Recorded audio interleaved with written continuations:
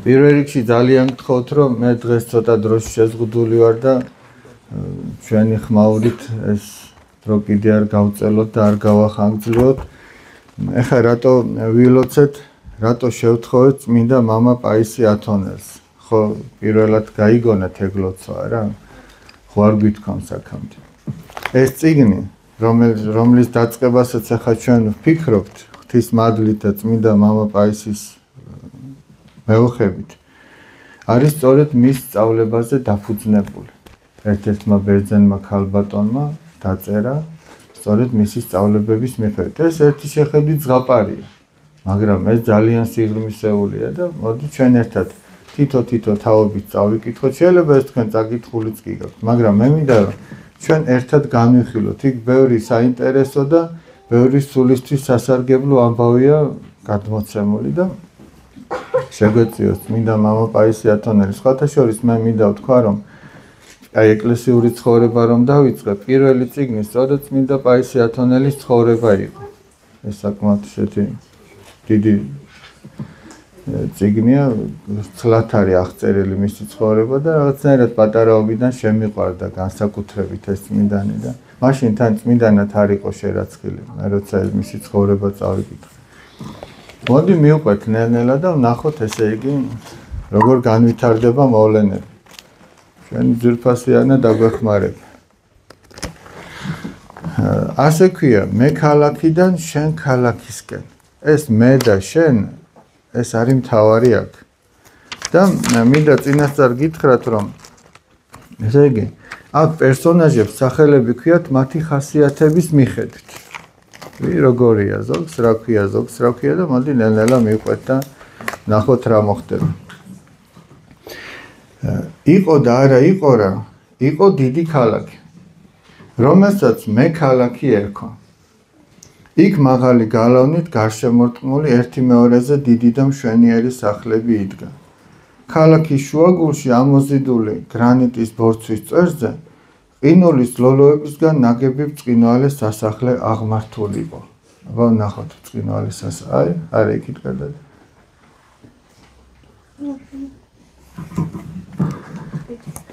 არა უნდა მეუშვირო უბრალოდ მეტი არა.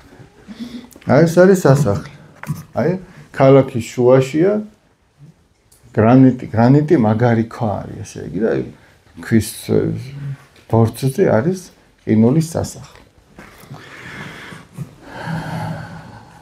სასახლეში თვითკმაყოფილი დედოფალი ყოყლოჩინა ცხოვრობდა. თვითკმაყოფილი ვინ არის?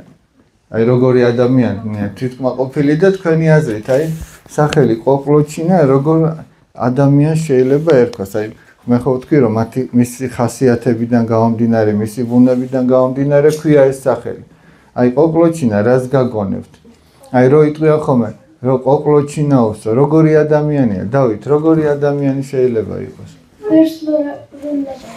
ვერს ლაპარაკობს? კიდე?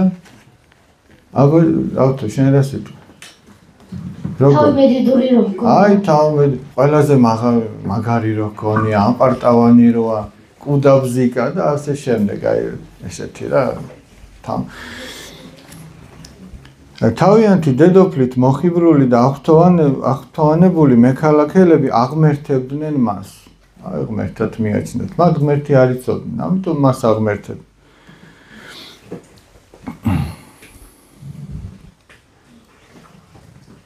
დედოფალ ყოყლოჩინას თანხმობის გარეშე მნიშვნელოვან გადაწყვეტილებას არასდროს იღებდნენ. მან ყველაფერი იცოდა.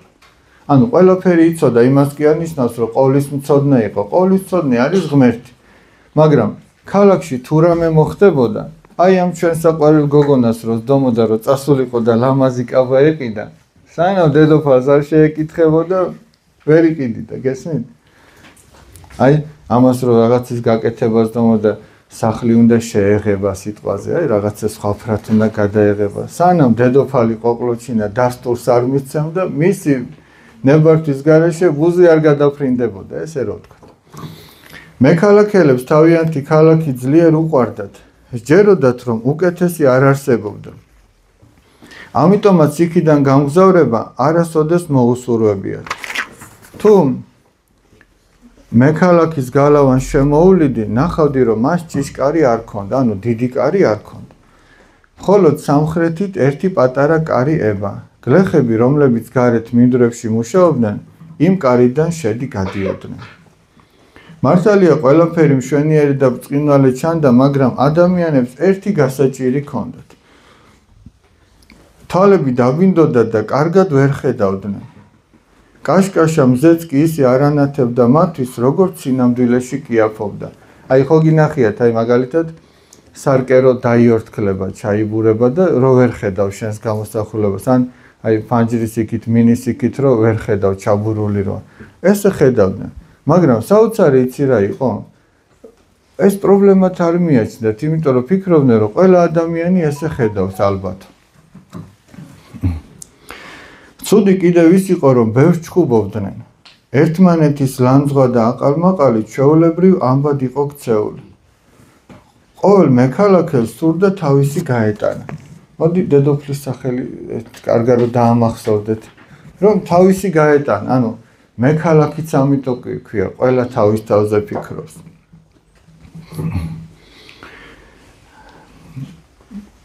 ბავშვებიც კი იშვიათად თამაშობდნენ ერთად. გუნდური თამაშისას ყველას პირველობა უნდოდა. ერთმანეთს არაფერს უთმობდნენ და ამიტომ უფრო ხშირად ცალ-ცალკე მარტო თამაშობდნენ. იმიტომ რომ გუნდში როგორი თამაშობდნენ, ახლა 10 ბავშვი თუა გუნდში და ყველას პირველობა უნდა, ეგრეანაირად იქნება რა. ჯიუტა ერთი პატარა მექალაქელი იყო. ერთ ბავშვს ქვია ჯიუტა, ეს საოცარი ბავშვია. მოდი ჯიუტაც დავსაუქნათ, ჯიუტა. ეს მექალაქელია. რა? ჩვეულებრივ ისიც მარტო თამაშობდა. იმ დღესაც როგორც სხვა დროს, მეგობრებთან ერთად გართობა არ ისურვა. მიატოვა ისინი და წავიდა. აბა რა მეგობრები არიან, თუ არ აღიარებენ რომ ჯიუტა სირბილში პირველია. აბა მაგას თუ არ აღიარებენ, რანაირი მეგობრები არიან. ამაში მას მხოლოდ დედა ეთანხმებოდა. ქალბატონი თავმომწონა დედას ერქვა. როგორია თავმომწონა ვის შეიძლება ერქვას? აბა შეერას გვერდ.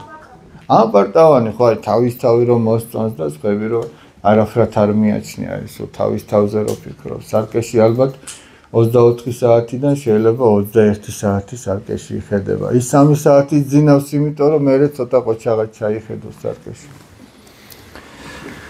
ქალბატონი თავმომწონა თავის ქმარსა და შვილებს ყოველი წვრილმანის გამო აქებდა და აგულიანებდა. ნახეთ, ეს ცუდ კონტექსტშია ნათქვამი. ყოველი წვრილმანის გამო ადამიანის შექება არ ივარგებს. იმიტომ რომ ადამიანს ქება ვნებს. ადამიანი შეიძლება შეაქო იმ შემთხვევაში, როდესაც ხედავ რომ საქმე არ გამოსდის. რომ შეაქო, შეაგულიანო, რომ იმედი მისცე. ეგ კი არა, კაცმა თავის კი უნდა შეაქოს, აი რაღაცა რო არ გამოსდის, იმედი კი არ უნდა დაკარგოს. აი ისევ წმინდა პაისი ათონელი ამბობს, რომ როდესაც ადამიანს სასოწარკვეთილების, ანუ უიმედობის ფიქრები მოსდის, მან უნდა თქვას, რომ ესე იგი დღეს გუშინდერზე უკეთესი ვარ. და ამითი იმედი დაუბრუნდება მას, თორე სხვა შემთხვევაში შეიძლება იმედი დაკარგოს და ადამიანი ძალიან ცუდად იყოს. სჯეროდა რომ ამ გზით მათ ძალასა და მხნეობას შემატებდა, ხოლო თავდაჯერებულობის გარეშე ვერავინ შეძლებდა სხვებისგან გამორჩეული ყოფილიყო. ეს კი მექალაქის საზოგადოებაში მნიშვნელოვნად მიაჩნდათ. ანუ ესე იგი თავდაჯერებულობა რომ შენ სხვაზე უკეთესი ხარ. აი ხა ნახეთ, ჩვენ ხო გვაქვს ხატები, აცხოვრის ხატი გვაქვს, ღვთისმშობლის ხატი გვაქვს, წმინდა ბასილი დიდის, გრიგოლ ხანძთელის. მათი ხატი რა იყო? ეხლა ნახეთ, მათ როგორი ხატი ეკიდათ მექალაქელებს. ერთიც ნოაჩვენოთ მათი ხატი. ერთხელ დააჭირე ხო?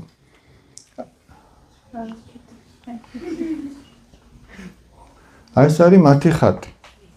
მე ეს არის ამათი ამოსავალი ზე ამითი ამოსდით, ესე იგი. მეტი არაფერი. იმ დღეს ჯიუტა ფორიაქობდა, სწრაფი ნაბიჯით მიდიოდა, ხშირად ოხრავდა, რომ გულის წყრომისგან გათავისუფლებულიყო. შინ მისვლას არ ჩქარობდა, ჯერ სახში არავინ იქნებოდა. ფიქრობდა რომ გალავნის გარშემო გაისეირნებდა დამშვიდებოდა, მაგრამ რამდენჯერაც მეგობრები გაახსენდებოდა, უფრო მეტად ბრაზობდა.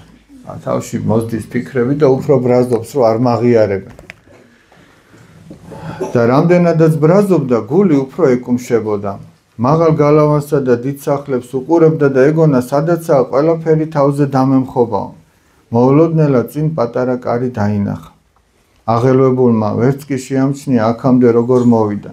გაუკვირდა, კარი თითქმის ღია იყო, მიუახლოვდა და გარეთ გაიხედა. ჰეი, გამარჯობა მეგობარო, შემოესმა ჯიუტას. გაკვირვებული მიბრუნდა და გალავნის გარეთ პატარა გოგონა დაინახა. ის დელოზე იჯდა. აჩვენი გაგიმარჯოს უპასუხა და გარეთ გავიდა. ამ კარს პირველად გასცდა. აქაური ნამდვილად არ იქნები, ადრე არ შემხვედრი ხარ. აი, ეს არის ჩვენი ჯიუტა. გავლით ვარ მამასთან ერთად, ცოტა ხნით მოვედი და ახლა მას ველოდები. ჯიუტამ გადაწყვიტა, თავი გამოეჩინა და გოგონა შეჯიბრებაში გამოიწვია. გინდა გავიქცეთ და ვნახოთ იმ ხესთან ვინმე ასწრებს? მინდა რატომაც არა, ჯდომით ფეხები დამიბუჟდა. მას შადექი დროს ნუ დავკარგავთ. სამამდე დავითვალოთ და გავიქცეთ. მოემზადნენ 1, 2, 3, აბა წავედით. ხემდე საკმაო მანძილი იყო, ერთმანეთის მხარდამხარ მირბოდნენ. ბოლო წუთებში ჯიუტამ გოგონას ერთი ნაბიჯით გაუსწრო და ხესთან პირველმა მიირბინა. ყოჩახ, შეძახა გოგონამ და ხელი გაუწოდა, ქარივით მიქრი ხარ. როგორც იქნა, გაიფიქრა ჯიუტამ. ესეთი რამე ხომ პირველად გაიგო, რომ ვინმე მოთხა, რომ ყოჩახ. ბავშვები ამას გვარავინ არ ეუბნებოდ. როგორც იქნა, მაღიარეს და შემაქეს. ხომ ხედავ, მე სირბილში საუკეთესო ვარ. ვიღაცეები ახლა აქ უნდა იყვნენ და გისმენდნენ. ხო, მართლა, ჩემთვის არ გითქვამს, რა გქვია. 7-ია, უპასუხა გოგონა. გოგონას 7-ია ერქვა. თქვენ როგორ ფიქრობთ, 7-ია, რომელი ქალაქიდან იქნებოდა? შენ ქალაქიდან, აბა აქ სიმშვიდეს რა უნდა. კაცი რომ მარტო თავის თავზე ფიქრობს, რომ მე ვარ ყველაზე კარგი, სხვას რომ არასოდეს არ აღიარებს. ეგ იქით. სხვას რომ არასოდეს არ აღიარებს, სხვის გამარჯვებას რომ ვერ აღიარებს. აბა ის შვიდათ რანაირად უნდა. ეხლა წარმოიდგინე, შენ დამარცხდი და ვიღაცამ გაიმარჯვა და შენ მაინც ამბობ, რომ მე ვარ გამარჯვებული და სიმშვიდე საიდან გექნება. იმიტომ რომ გამარჯვებულის აღიარება ეს დიდსულოვნება. აქოშინებული და მხიარული ხის ძირას ჩამოსხდნენ. ჰომ 7-ია, შენთან შეხვედრამდე ამის ბრაზმა დამახჩო. როცა დაიხარე და კარებში გამოიხედე, ამას მეც მივხვდი, მაგრამ იცი, ბრაზი ადამიანს აცოფებს. ნახე 7-ია რას ეუბნება. საინტერესო საუბარი მიმდინარეობს არაერთი ამ მოთხრობის ზღაპარში. ბრაზი ადამიანს აცოფებს. ესე იგი, შენ როცა ბრაზობ ადამიანი, შენ აი ცოფიანივით, გიჟივით გამოიყურები. სხვადასხვა წმინდა ივანე ოქროპირი ასეთ რამეს ამბობს. მრისხანი ადამიანსო, აი რომ ესე იგი მრისხანების დროს რომ სარკეში ჩაახედო, მეტი შეგონება არ დაჭირდებაო. ეგ იქნება მისთვის შეგონება და დარიგება, რომ მე აღარ უნდა გაბრაზდეს. სადეთ თუ გინდათ, როცა გაცეცხლდებით, აი გაგიჟებ გაბრაზებული რო ხართ, მაგ დროს ჩაიხედეთ სარკეში და რას გავართ უფრო. ეს ამას დააკვირდით. არ მოგეწონება ჩვენი სახე, ძალიან უშნოები ვიქნებით. აი ახლა როცა დამშვიდი, უფრო ლამაზი ხარ. ეგრე არ ივარგებს აქეთი კიციარული. ან დასხელით, ან თუ არა და სხვებსაც ხელს უშლით. 7-ია ყურადღებით. ეს აბა არ გავბრაზდე? იცი ჩემი მეგობრები როგორ მეკცევიან? ჯიუტამ თავისი გასაჭირის მოყოლა დაიწყო. 7-ია ყურადღებით უსმენდა. ჯიუტაც ლაპარაკობდა. ის კი უსმენდა და უსმენდა. დროს ასიამოვნო და შეუმჩნევლად გავიდა. ამასობაში 7-იას მამა გამოჩნდა. წამოდი შვილო, აქედან რაც შეიძლება მალე უნდა წავიდეთ. რატო უთხრა რაც შეიძლება მალე უნდა წავიდეთ? ხო, იმიტომ რომ იცოდა მამამ რომ მე ქალაქელები როგორი ხალხია. აპარტამენტ და ესე იგი შიშობდა რომ ჩემს გოგონას მათგან რამე ცუდი ხასიათი არ გადმოედოს. ალბათ მაგიტომაც რომ მოერიდებინა თავისი შვილი. მამა ჩემს ახალ მეგობარს გაგაცნობ. მე ქალაქელი ხარ? კითხა კაცმა ჯიუტა. მე ხანახი ჯიუტა როგორ პასუხობს. რა თქმა უნდა, აბა სადაური ვიქნები. შვიდიას მამას გაეღიმა და ჯიუტას თავზე ხელი გადაურსა. ჯიუტამ ისინი შინ მიიპატიჟა, მაგრამ შვიდიას მამა ჩქარობდა. შვილს ხელი ჩაჰკიდა და იქაურობას სწრაფად დატოვეს. ჯიუტა მიმავალ შვიდიას გაჰყურებდა და მამამისზე ძალიან ბრაზობდა. მან ხომ ჯიუტას მიპატიჟება არ მიიღო. ბიჭუნას ძალიან არ მოსწონდა, როცა უარს ეუბნებოდნენ. შვიდია მოტრიალდა და ხელი დაუქნია. ეხლა უყურეთ, ხო მოტრიალდა, ხელი დაუქნია, ეს ხო გაბრაზებულია. მაგრამ იცის რომ გაბრაზებული ლამაზად ვერ გამოიყურება. მან კი გაუღიმა, ბრაზის დამალვა შეეცადა. რატომ? რატო შეეცადა ბრაზის დამალვას?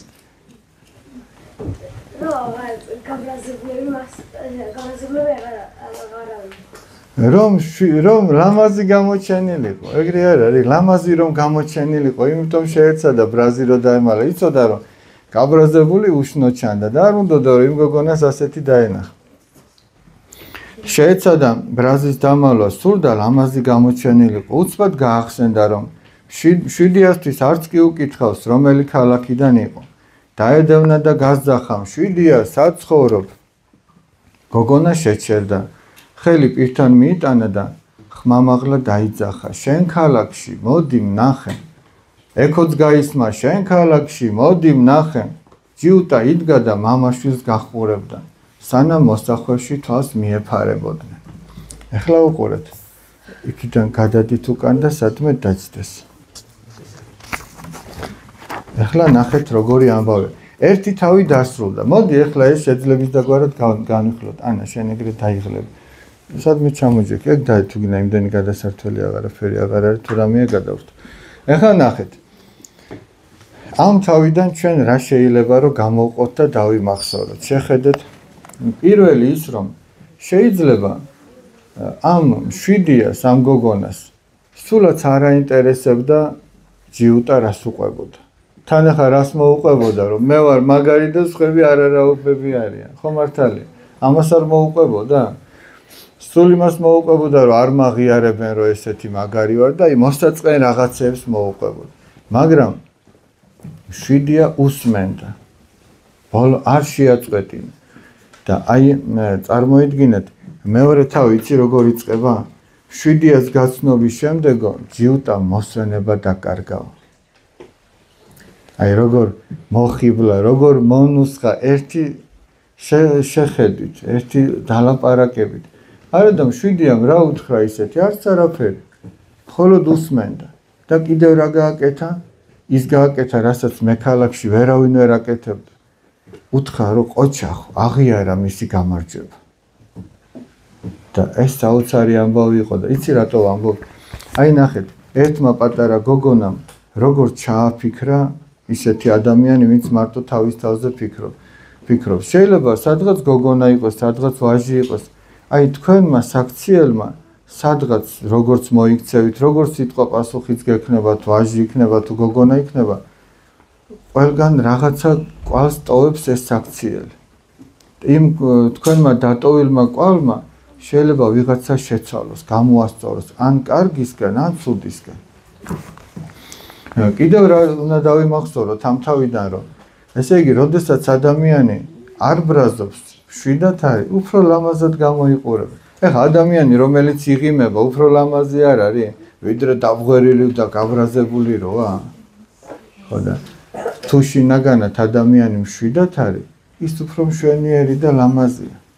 ისე რომ თუ გინდათ აი გოგონებო რომ ვარს თავი მოაწონოთ, მაინც და მაინც ფერუმარილი მანიკურები, საყურები და ეგ კი არ არის თავი. შინაგანად რამდენად მშვიდად ხარ. ანუ არც უნდა რომ გოგოს თავი მოაწონოს, მაინც და მაინც ცირბილში კი არ უნდა იყოს პირველი. არამედ ისიც ვაშკაცურად, მშვიდად, დინჯად, აუღელებლად უნდა მოიქცეს. შვიდიას გაცნობის შემდეგ ჯიუტამ მოსვენება დაკარგა. შენ ქალაქის შესახებ ვისაც კითხა არაფერი იცოდნენ. მეგობრებმა უფრო ცნობის მოყარეობის გამო თავიდან თითქოს ინტერესი გამოიჩინეს, მაგრამ მალევე დაავიწყდათ. მოსაწყენი ხო არ არის თქვენთვის? არა. მშობლები კი, რომლებიც ძალიან მოუცლელნი იყვნენ და ბევრი საქმე ჰქონდათ, შვილის გამუდმებულ შეკითხვებს ვერ აუდიოდნენ. თქვენ როგორ ფიქრობთ, ჯიუტას რა შეკითხვები გაუჩნდებოდა? თქვენ რას ფიქრობთ? რა შეკითხვა შეიძლება გასჩენოდა ჯიუტას? შენ ქალაქის შესახებ რა შეკითხვა გაუჩნდებოდა? რომ რატო არიან ესეთები? რატო არიან ესეთები, მშვიდები, ან სად არის ეს ქალაქი, ან როგორი ხალხი ცხოვრობს, ან როგორი შენობებია, ან როგორ მივიდეს იქამდე, გესმით? ეს შეკითხვები არ ასვენებდა, მაგრამ მისმა მშობლებმა არაფერი არ იცოდნენ ამის შესახებ. იმიტომ რომ მე ქალაქში არაფერი არ იცოდნენ სხვა ქალაქების შესახებ. იმიტომ რომ თავისთავად ყველაზე კარგები ეგონა და არც კი ფიქრობდნენ, რომ სადმე სხვაგან რამე სიცოცხლე არსებობს. ბიჭუნა მიფიქრა, რადგან შენ ქალაქის შესახებ არაფერი იციან, ერთი უმნიშვნელო ქალაქი იქნებაო. ჯერ ხო მეგობრებს კითხა, მერე მშობლებს კითხა, არავინ არაფერი იცის. წესით ჯიუტას კვლევაძიება ამით უნდა დასრულებულიყო. უბრალო და უმნიშვნელო ამბებისთვის მე ქალაქში არავის ეცალა.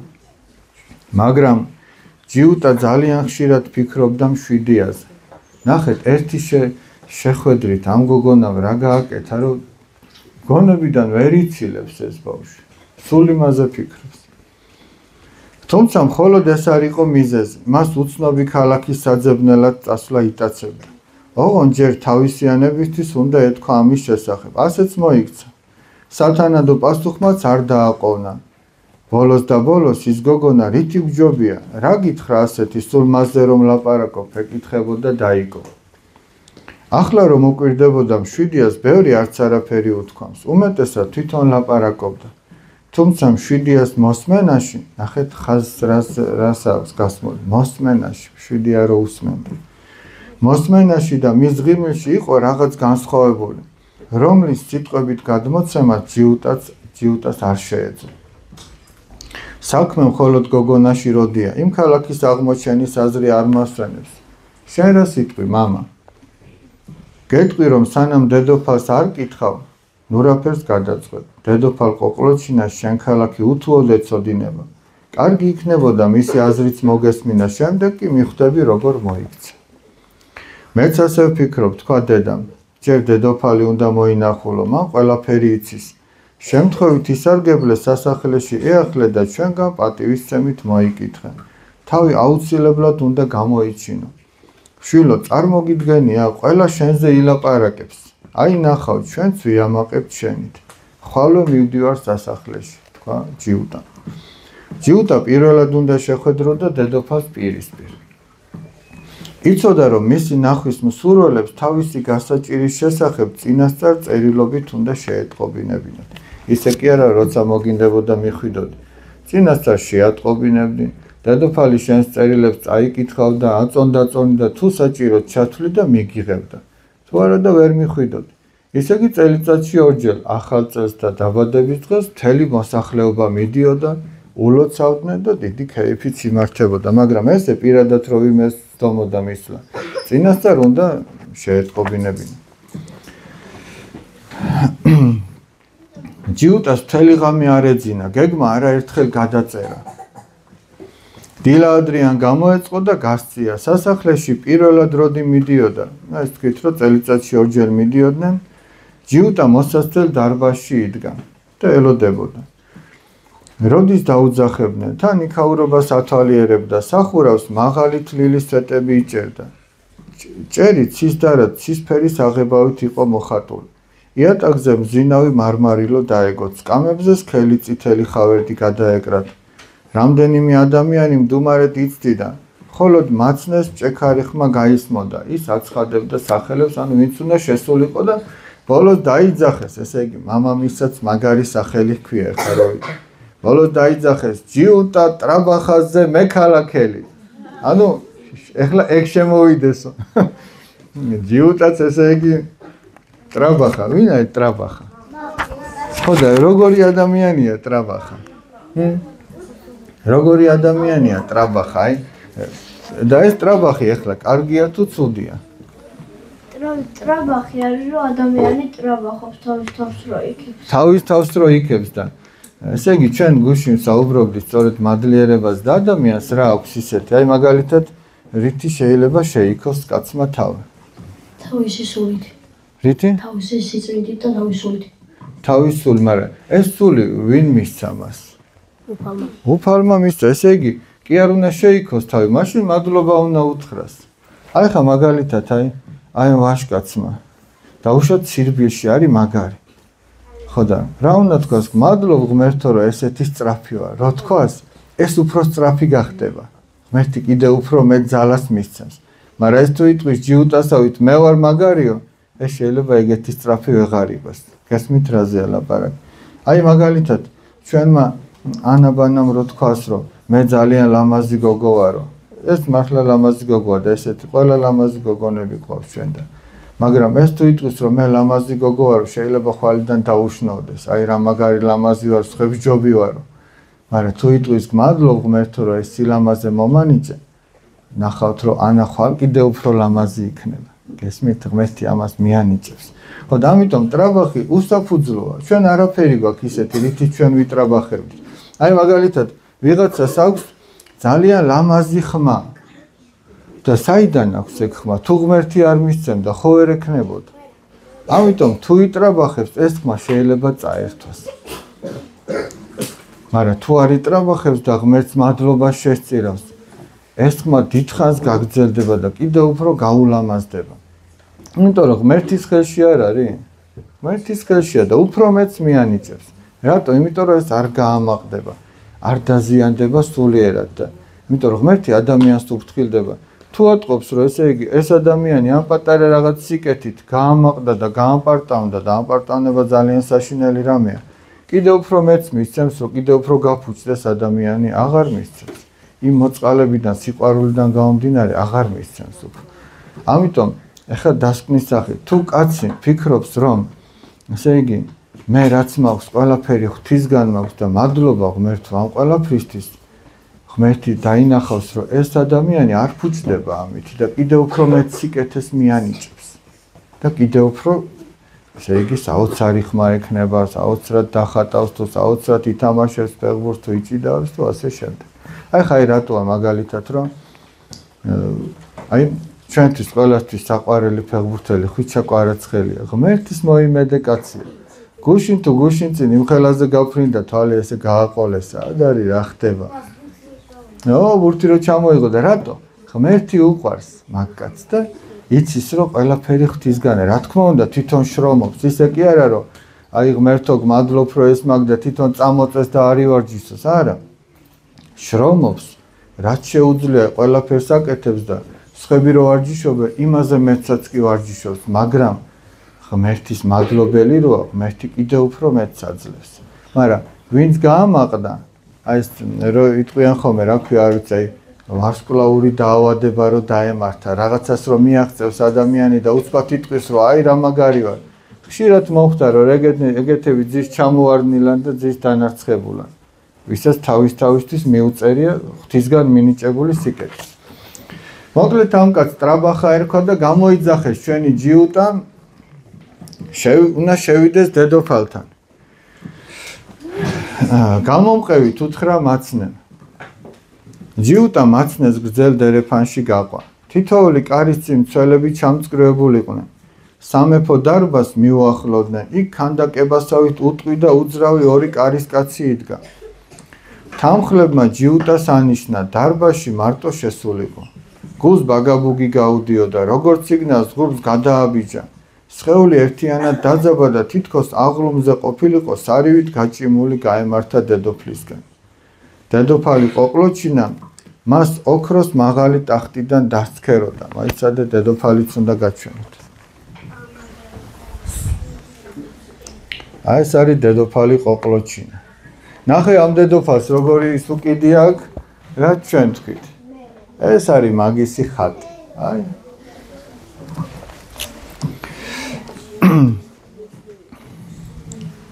დედოფალი ყოყლოჩინა მას ოქროს მაღალი ტახტიდან დასცქეროდა. თავზე ალმასებით მოჭედილი გვირგვინი ედგა. თმა მხრებზე ჰქონდა ჩამოშლილი. მისი ხასხასა წითელი ფერის სამოსი ოქროს ნაქარგობით იყო გამშვენებული. თან დააკვირდით. არა მარტო აქ უკიდია მე, ტახტსაც დააკვირდით, ამასაც მე, ეგრე აწერი. ესეა შემკობილი, ეგ არის მთავარი ატრიბუტი მაგათთვის. ჯიუტა მიწოდა ტახტრევანამდე 30 ნაბიჯი უნდა გადაედგა. წუხელ დედასთან ერთად ბევრჯერ გაიმეორა, როგორ მიესალმებოდა დედოფალს, როგორც კი მის წინაშე წარდგა, თავი მიწამდე ორჯერ დახარა, ერთი მისი ძლიერების და მეორე მისი სილამაზის თაყვანის საცემად. ასეთი იყო წესი მოკლედ. საბედნიეროდ დედოფალმა ყოყლოჩინამ ტუჩები ოდნავ შეარხია და გაიღიმა. თორემ ცოტაც და ბიჭუნა დაიჯერებდა, რომ ის ხელოვნური იყო. იყო დაჯექი თორე ეფარებდა. ახლა როცა მას ახლოდან უყურებდა, ამჩნევდა, რომ ცხვირი მექალაქელების ცხვირებისგან განსხვავებით უფრო აბზეკილი ჰქონდა. ანუ ესეთი რა აი, სხვებზე კარგი რო გონია თან. მას შენი ჯიუტა ხარ, რომელსაც აქედან გამგზავრება და შენ ქალაქის პოვნა სურს, დიახ, თქვენო უდიდებულესობა. განა არ იცი, რომ ჩვენს ქალაქზე დიდი და მშვენიერი ქალაქი არ არსებობს? კითხა ნიკა პაწეულმა და თვალებ მოჭუტულმა დედოფალმა. ვიცი თქვენო უდიდებულესობა, მაგრამ სურს ის ქალაქი მე აღმოვაჩინო. მომწონს შენი გამბედაობა, ყველა ჩემი ქვეშევდომი ასეთი უნდა იყოს. ეს მოგზაურობა რამედ რომ ღირდეს, დასტურ სიამოვნებით მოგცემდი. შენს დასახვედრად ბრწყინვალე ზეიმს გავმართავდი, მაგრამ საუბედუროდ შენ ქალაქი ყველაზე უმნიშვნელო ქალაქია. იქაურები არარაუბანი არიან. გავიგე, რომ ვიღაცებს აქეთ გამოუვლიათ და ერთმანეთი გაგიცნიათ. დიახ, თქვენო უდიდებულესობა. ხედავ, გაბედეს მოსულიყვნენ და შენი დედოფლისთვის თაყვანი არ ეცათ. ვრისხანებასა და სიძულვილს მხოლოდ ამის გამოც იმსახურებენ. შვილო, მინდა დიდი და უაზრო წვალება თავიდან აგაცილო, მაგრამ თუ კი შენსაც მაინც არ დაიშლენ, შეგიძლია წახვიდე, ოღონდ ფრთხილად იყავი და ეხა ნახეთ გზავნის და ბოლო დარიგებებს აძლევს, ესე იგი. მათი თავარი დარიგება ეხა რა იქნებოდა, ხო ხვდები თუ. არ დაუშვა როდისმე ვინმემ გაჯობოს. სადაც უნდა იყო, ვისაც უნდა შეხვდე, გულში მუდამ ესი მეორე. მე ვარ პირველი. ეს ჯადოსნური სიტყვებია. აი აქ როგორც აქ წერია. საერთოდ აქ მინდა ერთი რამე ვთქვა, ესე იგი. ჩვენ არაერთხელ ქონია შემთხვევა, რომ დაუშვათ აი რაღაც გვითამაშია ერთად ბავშვებთან ბანაკში თუ აქ თუ იქ. ესე იგი, ზოგჯერ ადამიანი ძალიან განიცდის დამარცხებას. არადა თამაშის თავარი რა არის, რომ შენ გაერთო და ითამაშო. და ამ თამაშით კიდევ უფრო მეტად დამეგობრდე ადამიანთან. ის კი არა მაინც და მაინც ვინ გაიმარჯვებს. ჩვენი აქცენტი ამაზე არ უნდა კეთდებოდეს. ჩვენი მთავარი მისწრაფება ის კი არა, რომ შენ გაიმარჯვე. ახლა სადღაც რომ მიდიხარ, ესე იგი მსოფლიო ჩემპიონატია თუ ოლიმპიადა სხვა, იქ რა თქმა უნდა გამარჯვება გინდოდეს, აბა ისთვის შრომობ. თუმცა დამარცხებასაც დიდსულოვნად უნდა იღებდე. მაგრამ როდესაც ბავშვები ერთად თამაშობენ, იქ თავი ერთმანეთთან თამაში გართობაა და არა ის, რომ მაინც და მაინც შენ გაიმარჯვე. სირთულეების დაძლევაში დაგეხმარება. მოდამ გამარჯვებული იქნები, გაიგე? დიახ, თქვენო უდიდებულესობა. აბა გაიმეორე, მომასმენინე როგორ ამბობ და ჯიუტაც გაიჯგიმა და შეძახა, მე ვარ პირველი. უფრო ხმამაღლა, შვილო, უფრო ხმამაღლა, თქვი და შეიგრძენი. და ისი წვირო და მე ვარ პირველი, ყოჩახ, ასე, ახლა შეგიძლია წახვიდე. გმადლობ თქვენო უდიდებულესობა, ჩემმა ოჯახმა უსაზღრო პატივისცემით მოგიკითხათ. ჩემგანაც მოკითხვა გადაეცი. ხელით ანიშნა, რომ შეეძლო წასულიყო. მან კი მიწამდე თავი ისევ ორჯერ დახარა და იქაურობა დატოვა. ძალიან ხო არ გაგვიგრძელდა, აბა რამდენი? ესე იგი, ეს თავი ამითი დასრულდა და ამ თავში მოდი გამოვყოთ, ესე იგი, რომ მარტო წაკითხვათ არ დაგვშეს, რა იყო მთავარი, აი ჩვენ რა შევეხეთ, რა უფრო მეტად დაგვამახსოვრდა. თუ არაფერი. ვერაფერი? რა დაგვამახსოვდა, რა იყო თქვენთვის უფრო მეტად ნიშანდობლი? აბა იმ ვაჟკაცს ვკითხოთ.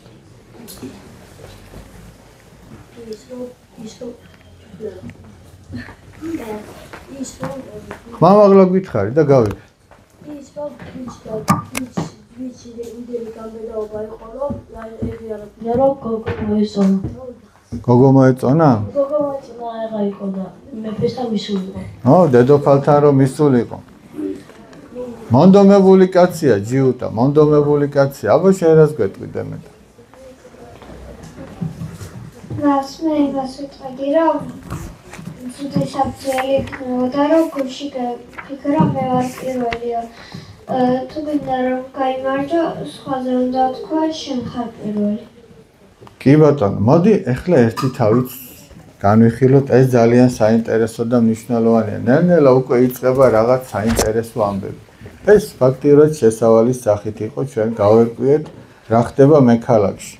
თავარი ის არის თავგადასავლები რო იწყება, შენ ქალაქისკენ რომ მიდის. სასახლეში მისვლამდე ჯიუტამ ძმას შესთავაზა. ქალაქში ერთად გამგზავრებულიყვნენ. გულმაღალა ჯიუტაზე 3 წლით უფროსი იყო. ძმას ესე ქვია გულმაღალა. ეს კარგია თუ ცუდია? გულმაღალა, ანუ შენ რო გულში ფიქრობ რომ ხებზე მაგარი ხარ, სხვაზე უფრო უკეთესია. არ ეტყობოდა რომ ძმის შემართებას იზიარებდა, ამბობდა აქ გადასარევა თუ არა. მექალაქი საუკეთესო ქალაქია, ტყუილად თავი რატომ ავიტკიო? ის ვისაც ჯიუტასთან ერთად გამგზავრება სურდა, მისი და მედიდურა იყო. მედიდურა. მაგრამ მშობლები არ უშვებდნენ. ჯერ პატარა ხარო.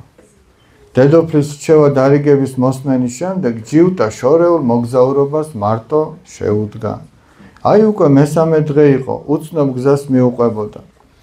მთები გადაიარა, ველმინდვრები გადასერა, მაგრამ არც ქალაქი უნახავს და არც ადამიანი შეხვედრია. მოგზაურობა თავგადასავლების მოლოდინით დაიწყო, მაგრამ ახლა იმედგაცრუება შემოეპარა. მშობლიური ქალაქი ენატრებოდა და საკუთარ თავს ეკითხებოდა. განა შენ ქალაქი ამდენ წვალებად ღირს? უკა ფიქრობდა, უკა ხო დაუბრუნდა, დაეჭდა. იქნებ სულაც არ არსებობს. გული შეეკუმშა, ღამდებოდა. ფერდობზე დაეშვა და ღამის გასათევად უსაფრთხო ადგილის ძებნა დაიწყო. თითქოს დამწვრის სუნი იგრძნო. შორიდან დაინახა, რომ ხეების უკან კვამლი ამოდიოდა. ნაბით საუჩქარა, ვის შეიძლებოდა ცეცხლი დაენთო. აშკარად ვიღაცა, როგორც კი გამოქვაბულს მივახლოვდა, იქვე ჩამომსდარი კაცი შენიშნა და აფორიაქებული მისკენ გაიქცა, თვალებს არ უჯერებდა. აგიზგიზებულ კოცონთან თეთრ წვერა მოხუცი იჯდა და კერძს ამზადებდა. მოიცადე? უნდა გაჩვენოთ ეს თეთრ წვერა მოხუცი. ეს სინამდვილეში როგორც მამა პაისი ისე ყავს ავტორს გამოყვანა. აი? ესეთი იყო მამა პაისი. პაპა, მოხუცი წამოდგა და ხელი დაუხნია, აქეთო, ჯიუტამ ქოშინით მიირბინა, ერთიანად წახცახებდა. კეთილი იყო შენი მობძანება, ბერიკაცმა მხრებზე ხელი მოხვია, კოცონთან ახლოს მიიყვანა და ერთ დიდ კუნძზე ჩამოსა. სხვადასხვა მამა პაისი ათონელთანაც ესე ხდებოდა ათონის მთაზე.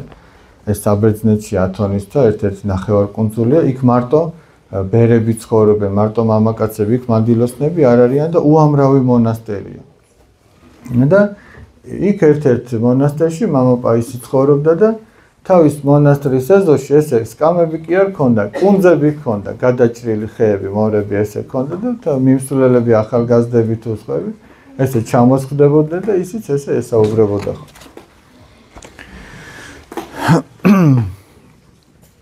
ძველი გახუნებული შალიც წამოასხა და წყალი მიაწოდა. მოდი დაისვენე, ცოტა დამშვიდი და მერე დავილაპარაკოთ. მოსასულიერებლად ჯიუტას დრო სჭირდებოდა. ჯერ ადამიანთან შეხვედრის სიხარული, მერე სირბილი და ნერვიულობა. ასე პირველად დაემართა, კბილები უკაცკაცებდა, სიტყვასაც ვერ ამბობდა. ხედავდა მოხუცი კერძის მომზადებას აუღელებლად აგრძელებდა. ფიქრობდა, ჩემი დანახვა სულ არ გაკვირვებია. თითქოს მელოდა კიდეც. ბერიკაცმა ქვაბიდან თევზი ამოიღო და ნახარში მის მართლაფებში დაასხა. ხის მართლაფებში დაასხა. აი თურმე ამხელა თევზი დღეს რატომ დამიჭერია? უნდა გაგმასპინძლებოდი, მდინარისა მოგეწონება. ნახეთ ახლა ამ წინადადებაში თითქოს არაფერია უჩვეულო, მაგრამ ნახეთ რა თქვა. ესე იგი ეს ეტყობა რომ თევზაობდა ხოლმე, ამხელა თევზს არ იჭერთ. და აი ახლავ თურმე ამხელა თევზი რატო დამიჭერიაო? ესე იგი ღმერთმა რატო დააჭერინა ამხელა თევზი, რომ ღმერთმა ხო იცოდა რომ ვიღაც უნდა მისულიყო და კაცმა რა უნდა იფიქროს, იცი? რაღაც რომ მაქვს, აი დავუშვათ ახლა ცოტა მეტი მაქვს სიტყვაზე. უნდა იფიქროს, ეს ცოტა მეტი იქნებ ჩემთვის არ არის. იქნება ეს ხვისთვის არის. იქნება ეს მეზობლისთვის, თანაკლასელისთვის, თანამშრომლისთვის, ნათესავისთვის, ხვისთვის არის იქნება. აი მაგაზე უნდა დაფიქრდეს კაცი. კი არ უნდა თქვას რომ აი რა მაგარია, რამდენი ესე იგი დავიჭირე, კი არ უნდა დახარბდეს. არამედ უნდა გულისხმა ხოს, მიხვდეს რომ ღმერთმა ეს რატო გამოუგზავნა უფრო მეტი, ვიდრე სხვა დროს აძლევდა. ესმით? აი თურმე ამხელა თევზი დღეს რატომ დამიჭერია, უნდა გაგმასპინძლებოდი, მდინარისა მოგეწონება. ჯიუტას ისე შიოდა რომ მოხარშული ქვაც კი მოეწონებოდა. უხმოდ შეექცეოდნენ ცხელი კერძი მოხუცის ზრუნვა და ჯიუტაც ნელ-ნელა დამშვიდდა. მხოლოდ უკვირდა, რატომ არაფერს მეკითხება ბერიკაცი, ნუ თუ არ აინტერესებს პატარა ბავშვი ამ უკაცრიელ ადგილას საიდან გაჩნდა. გადაწყვიტა სიჩუმე დაერღვია. შენ ქალაქს ვეძებ, იქნებ გსმენია. ბერიკაცმა გაიღიმა და თავი დაუქნია. ო, რაღაცა გამიგია. ჯიუტა წამოხდა, მოხუც მხრებში ხელები ჩაავლო და შეანჯღრია. ჯიუტა რა ეგეთია, რა ქნას, მანაერად არ შეუძლია. მიამბე პაპა, ჩქარა მიამბე, ახლოსა, რა იცი? ჩანს სადილმა გვარიანად მოგამაგრა, დაჯექი. გაეხმრე ეთხოვე, ჯანზე მოგიყვანაო როში ჩემო. დასაჯდომად სადუცალი ახლავე ყველაფერი უნდა შევიტყო, 3 დღეა ვეძებ და ვერ მიპოვნია. და ეხლა ნახეთ პაპა რას ეტყვის. ეხა რასაც ეტყვის, ჩათვალეთ რომ ჩვენ გვეუბნებ. 3 კი არა, 300 დღეც რომ ეძებო, მაინც ვერაფერს იპოვიო. რატომ? დაინტერესდა ჯიუტას. იმიტომ რომ არასწორად ეძებ. ჯიუტა დაჯდა. მისმინე პაპა, რაც სათქმელი გაქვს თქვი? თუ შენ ქალაქი ვერ ვიპოვე, მე ქალაქში არ დავბრუნდები, ჩემი დედოფლისგან რჩევა დარიგებაც მივიღე. ბერიკაც გაეღიმა. თუ კი შენი დედოფლის რჩევას დაუჯერებ, უკუნითი უკუნისამდე რომ ეძებო, შენ ქალაქს მაინც ვერ იპოვიო. რა უთხრა დედოფალმა, ხო გახსოვთ? მე ვარ პირველი, ეგ იძახე გულში ყოველთვის ეგ თქვიოდა. ბერიკაცმა უთხრა, თუ შენ მაგას დაუჯერებ, შენ ქალაქს საერთოდ ვერ იპოვიო, უკუნითი უკუნისამდე, ვერასოდეს ვერ იპოვიო. ჯიუტა წამოჭარხლებული წამოხდა, თითქოს ბზიკმა უკბინაო. პაპა, შენსაც აქვს პატივსცემ, მაგრამ ჩემი დედოფლის აუგადხსენებას გიგრძალავ. შვილო, ხედავ ძალიან დაღლილი ხარ, ჯობს დაიძინო და ხვალ ვილაპარაკოთ. რა დამაძინებს? ძალიან კარგი, მე კი დასაძინებლად წავალ. გამომყევი, გაჩვენებ, სად დაწვევ. ნახე, პაპა, ჯიუტას ყველა აი ამ ხუშტურზე, ესე იგი, როგორ ტკბილად პასუხობს. არც შენიშვნას აძლევს, არც აღელვებულა პირიქით. ის განაგრძობს სიყვარულით და მშვიდად რო უთხრას. მიუხედავად იმისა, რომ ჯიუტა ესე იქცევა, ხან წამოხდება, ხან შეანჯღებს, ხან უხეშად ელაპარაკება, ხან ჯიუტობს. ჯიუტა აღევლებისგან ცახცახებდა, მაგრამ ცდილობდა დაემალა. პატარა გამოქვაბულში შევიდნენ, 2 კაცი ძლივს დაეტეოდა. სამხარეს ჭილოფი იყო დაგებული. შენაკ დაწექი, აი ეს შალიც დაიფარე, უთხრა მოხუცმა. ჯიუტა მეორე ჭილოფი ვერ დაინახა და სურდა ეკითხა, შენ სადღა დაწვევიო, მაგრამ არაფერი ჰკითხა. რადგან სიბრაზისგან ხმას ვერ იღებდა. ბოლოს და ბოლოს ის ხომ სტუმარი იყო და თანაც ბავშვი, პაპას კი სადაც უნდა იქ დაეძინა. ეხლა მე ქალაქელი სხვაზე იფიქრებდა, ნეტამა რა უნდა დაიფაროს და სად უნდა დაწესოს, სულაც არ აინტერესებდა კაცმა რო თქვას. მე ქალაქელი მარტო თავის თავზე ფიქრობ. ძილინებისა შვილო, ღამე მშვიდობისა უპასუხა დამღვერილმა ჯიუტამ. ნეტა ცოტა დამაძინა, როგორც კი რიჟრაჟებს ავდგები და წავალ. შენ ქალაქს მე თვითონ ვიპოვე, არავინ მჭირდება, ფიქრობდა ბიჭუნა. დიდხანს შამფურივით იტრიალა და შემდეგ ჩაეძინა. თვალი რომ გაახილა ჯერ ისევ ბნელოდა. მოხუცი იქ არ იყო. ჯიუტა გარეთ გავიდა და დაინახა. ის ქვაზე ჩამომჯდარიყო და ცას უყურებდა. მიუახლოვდა, ახლა როცა სიბრაზეს გაევლო, მასთან საუბარი სურდა. ნახე, როცა გაბრაზებულია, საუბარი არ უნდა. როცა დამშვიდა, უკვე ხდება, რომ საუბარი საჭირო. გათენებამდე ძალიან ადრეა? არც ისე. წასვლა გინდა? ჯერ არა, აი ვიფიქრე, თუ გსურს წუხანდელი საუბარი გავაგრძელოთ მეთქი, ჯიუტა ეუბნება. როგორც სიტყვი, პაპა მინდა მომისმინო და დამეხმარო. შვილო, ყველას ვეხმარები და ზუგს არავის ვაქცევ. თუმცა წუხელ არ გინდოდა დამხმარებოდი. წუხელ ჩქარობდი, ამან აგაღელვა, გაგაბრაზა და შენთან საუბარი შეუძლებელი გახდა. ეხა ნახეთ პაპას სიტყვები. როდესაც აღელვებულია კაცი და გაბრაზებული, ნახე რა უთხრა, აი იმან რომ შენ აღელვებული და გაბრაზებული იყავი, შენთან საუბარი შეუძლებელი გახადა ამ მდგომარეობამ. ეს ჯაბას სიმშვიდე სჭირდება. ესე იგი საუბარს, რაღაცის განხილვას სიმშვიდე სჭირდება. სხვადასხვის მე დიდი ბებო მყავდა. მორწმუნე ქალი იყო და ესეთ რამეს გვისურვებდა ხოლმე. 95 წლის ასაკში გარდაიცვალა. ასეთ რამეს გვისურვებდა ხოლმე. შვილო, რაც დამშვიდებულ გულზე ინატროთო, ღმერთმა ყველაფერი შეგისრულოთ. ახლა გაღიზიანებულმა ბევრი რამე შეიძლება ინატრო, ნეტა ესე მოხდეს, ნეტა ის, არა დამშვიდებულ გულზე სხვა რამეს ფიქრო. ჯაბას სიმშვიდე სჭირდება, მრისხანების საუკეთესო წამალი მდუმარებაა. ნახეთ, მრისხანების საუკეთესო წამალი მდუმარებაა. აი მრისხანება რომ მოდი ცეცხლს რო შევატაროთ, მრისხანება გულში ხო ამ დროს ცეცხლიანთია, გინდა რომ ყველაფერი გაანადგურო. მაგრამ ნახე რა ხდება. აი მაგალითად ჭიქაში რო სანთელი დაანთო. ჭიქაში პატარა სანთელი რო დაანთო. ხო არის ხომ ეს სადღესასწაულო სანთლები, რაღაც თუნუქის პატარა იმაში როა, რომ ღვება ხოლმე. და ახლა ამ ჭიქას რო თავზე რაღაც დააფარო, ხო მალევე ჩაქრება. უჰაერობის გამო მალევე ჩაქრება. მრისხანებაც ესეა. ახლა მოვიყვანდი ლამპის მაგალითს, მაგრამ პატარებმა ლამპა შეიძლება არ იცით რა არის და ცოტა მოზრდილებმა კი იცით ლამპა რა არის, მაგ ლამპებზე დავიზარდეთ და იმას თუ რამეს ჩაქრობა რო გინდო დააფარებდი, ჩაქრება. ცოტა გაიმურებოდა, მაგრამ ჩაქრება. ხო და მრისხანებაც ესეა. შენ თუ გაბრაზებული ხარ და არაფერს ამბობ, ეს მრისხანება ჩაქრება. დუმარება არის ყველაზე კარგი წამალი. წინააღმდეგ შემთხვევაში ბრაზმორეულმა შეიძლება ზედმეტიც კი თქვა. შეიძლება გაბრაზებულმა თქვა რაღაც ისეთი, რომ მერე წლების მანძილზე სანანებელი გქონდეს.